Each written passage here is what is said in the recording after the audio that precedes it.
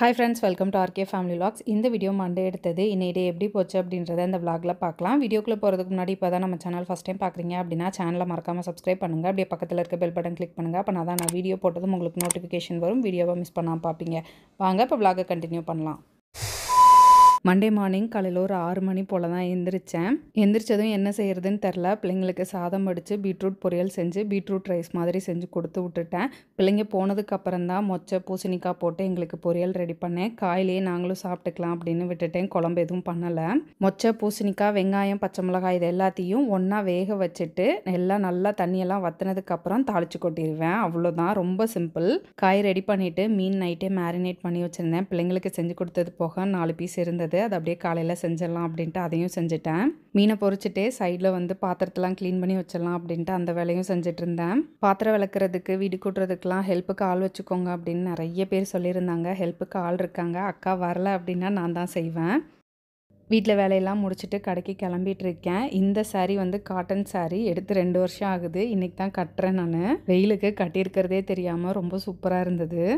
நான் ரெடி ஆகிட்டு எங்களுக்கு லஞ்சை பேக் பண்ணிகிட்டு இருக்கேன். கமலுக்கும் எனக்கும் சாதம் தனித்தனி டிஃபனில் போட்டு வச்சுருக்கேன். பீட்ரூட் பொரியல், அது கூடவே மொச்சை பூசணிக்காய் போட்டு பொரியல், அப்புறம் மீன் பொரிச்சு எடுத்து வச்சுருக்கேன். ஒரு சில நாள் இந்த மாதிரி 2 காய் முட்டை அந்த மாதிரி எடுத்துகிட்டு போவேன். ஒரு சில நாள் ரொம்ப சிம்பிளாக எடுத்துகிட்டு போவேன். ஆனால் டெய்லி எங்கள் லஞ்ச் மெனுவில் ஏதாவது ஒரு காய் முட்டை கண்டிப்பாக இருக்கும். லாஸ்ட் வீடியோவில் நிறைய பேர் ஹெல்த் ரொம்ப முக்கியம், ஹெல்த்தை பார்த்துக்கோங்க அப்படின்னு சொல்லியிருந்தாங்க. கண்டிப்பாக வேலை எந்த அளவுக்கு முக்கியமோ அதை விட ஹெல்த் ரொம்ப முக்கியம் அப்படின்றது எனக்கு புரியுது. கண்டிப்பாக என்னையும் என் ஃபேமிலி ஹெல்த்தையும் பார்த்துக்கிறேன். போலாமா? கிளம்பிட்டியா? நான் கூட சீக்கிரம் கிளம்பிட்டேன். சேலை கட்டி தாலி எது புரியல? என்னது? 2024 ஏப்ரல்ல ஆர்டர் போட்டேன். இந்த Dress மூங்கா Dress ஆர்டர் போட்டதவே நான் மறந்துட்டேன். இப்போ வந்திருக்கு. வருஷமே ஆக போகுது. 100 நாள் நான் இங்க அதே Dress தான் பாத்துக்க. இதுக்கு எத்தனை மெயில் போட்டுருப்பேன் தெரியுமா? மெயில் போட்டு போட்டு வெறுத்து போய் போங்கடா அப்படின்னு விட்டேன். இப்போ பரவாயில்ல, அனுப்பிச்சிட்டாங்க. 1 இயர் கழிச்சு. 1 இயர் கழிச்சு மாதிரி. நான் என்ன கலர் ஆர்டர் போட்டேன்னு சத்தியமா மறந்துட்டேன். இதானா அந்த டிசைனுன்றதையும் நான் மறந்துட்டேன். அவங்களோட கான்செப்ட் என்ன? நம்ம ஆர்டரை எடுத்துட்டு காசு வாங்கிட்டு அப்புறமா செஞ்சு கொடுக்கணும். அதுதான் அவங்களோடது. பட் அதுக்காக 1 இயரா? ஆமா, வித் ஷாலோட போட்டேன். நல்ல நல்ல கிராண்டா போட்டுருந்தேன். நல்லாக்கா? பர்த்டேக்கு போட்டுக்கலாம்னு போட்டேன். இந்த வருஷம் பர்த்டே போட்டுக்கலாம். போன வருஷம் பர்த்டேக்கு ஆர்டர் போட்டது கிடைச்சிடும், அக்டோபருக்குள்ள கிடைச்சிரும் அப்படின்னு நினைச்சு போட்டேன். இந்த வருஷம் அக்டோபருக்குள்ள கிடைச்சிருச்சு. இந்த வருஷம் போட்டுக்கலாம். நல்லா இருக்கா? ஆனா வெறுத்திருந்தீங்க ஆர்டர் போட்டா.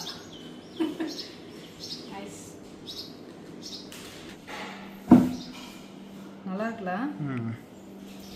குவாலிட்டிலாம் ஓகே தான். பட் ஆனால் இவ்வளோ டிலே பண்ணக்கூடாதுல்ல. கஸ்டமர் என்ன ஆர்டர் போட்டாங்கன்றதவே மறக்கிற அளவுக்கு இருந்துச்சுன்னா அப்புறம் எப்படி?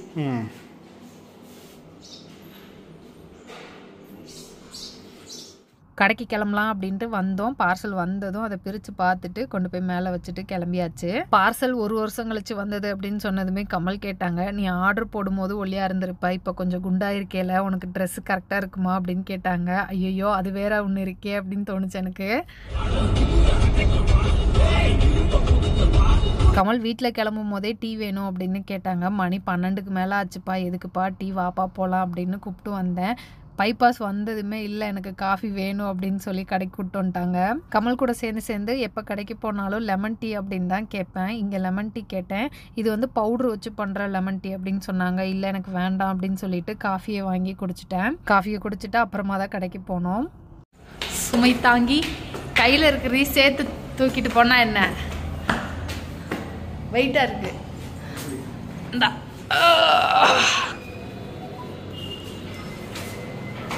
மம்மி ஹேண்ட்பேக் முதற்கொண்டு எல்லாத்தையும் தூக்கிட்டு போகிறேன்.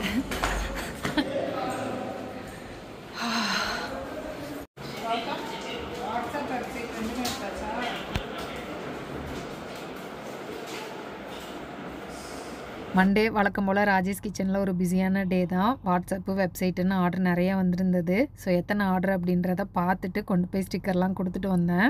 வீட்டில் ஒரு பார்சல் அன்பாக்ஸ் பண்ணேன். இப்போ கடையில் வந்தும் ஒரு பார்சல் அன்பாக்ஸ் பண்ணிகிட்ருக்கேன். வாங்க என்ன இருக்குன்னு பார்க்கலாம். பெருசாக சாதித்த மாதிரி என் முகத்தில் சிரிப்பாக இருக்குல்ல.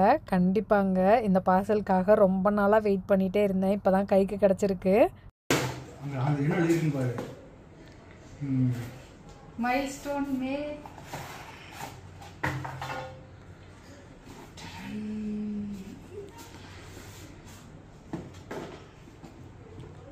Cover. 1, 2,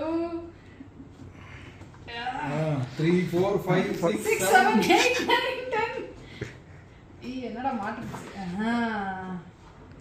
டடான்! யே! இங்க பாருங்க.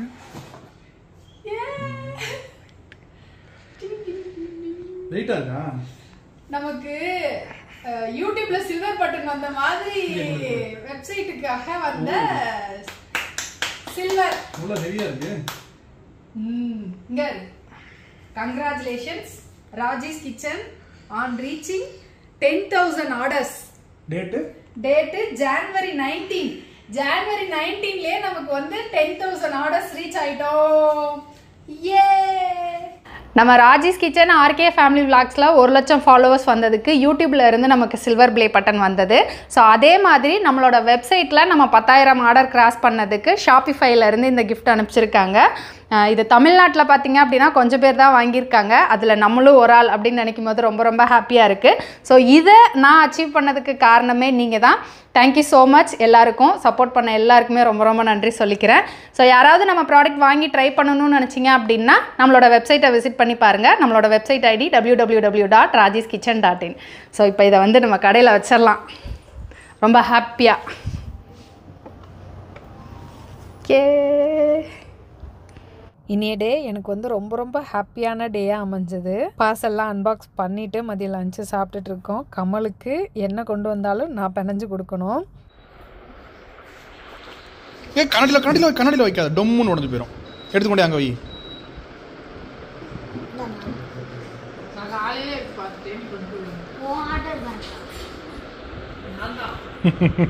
ஏய் கண்ணாடியில் பற்றாத பாப்பா. காலில் போட்டுக்காத. ஜனவரி 19 நம்ம 10,000 ஆர்டர் கிராஸ் பண்ணியிருக்கோம். இன்னைக்கு 12,000 ஆர்டர் இருக்கு. ஜனவரியே அதை ப்ரிப்பேர் பண்ணிட்டாங்க. அதனால அந்த ஆர்டர் இருக்கு, அந்த நம்பர் இருக்கு. அமெரிக்காவிலேருந்து வரணும்ல. எங்கிட்டு போனீங்க? எங்கே போறீங்க இப்போ? கிஃப்ட் வாங்க எங்கே போறீங்க? எந்த கடைக்கு போறீங்க? மெமரிஸ் போறீங்களா? மெமரிஸ் தான் பஸ் ஸ்டாண்டு, ஃப்ளவர் மார்க்கெட் கிட்ட யூட்டர்னு. எனக்கு தெரிஞ்சு இல்லை. இல்லைன்னா சாகருக்கு கூட்டு போ, சாகரில் தான் இருக்கும். வேணாம், அங்கே மெமரிஸ்க்கே போ. ரைட்டு, பாய் பாய். கயல் பர்த்டேக்கு அவள் ஃப்ரெண்டு கிஃப்ட் பண்ணியிருக்கா. அவளோட பர்த்டே புதன்கிழமை வரப்போகுது. அதனால் நானும் கிஃப்ட் வாங்கி கொடுக்கணும், எனக்கு கிஃப்ட் வாங்கி கொடுமா அப்படின்னு கேட்டுகிட்டே இருந்தா. சரி வா பாப்பா போகலாம் அப்படின்னு சொல்லி அவளை கடை கூட்டிகிட்டு வந்து என்ன வாங்கலாம் அப்படின்னு கேட்டதுக்கு எனக்கு என்ன வாங்குறதுனே தெரியலம்மா அப்படின்னு சொன்னால்.